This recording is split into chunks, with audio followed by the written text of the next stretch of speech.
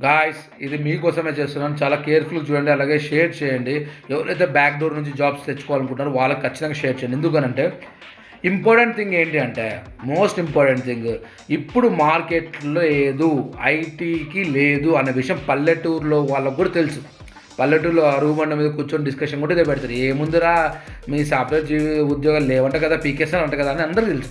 అలాంటప్పుడు ఎక్కడైతే companies jobs create చేస్తాయో అలాంటి కంపెనీస్‌లో జాబ్స్ క్రియేట్ చేయకోకుండా ఉన్న వాళ్ళని పీకేస్తున్నప్పుడు మధ్యలో వచ్చిన బుడ్డకమ్స్ మీకు జాబ్స్ ఇప్పిస్తామంటే దయచేసి నమ్మొద్దండి.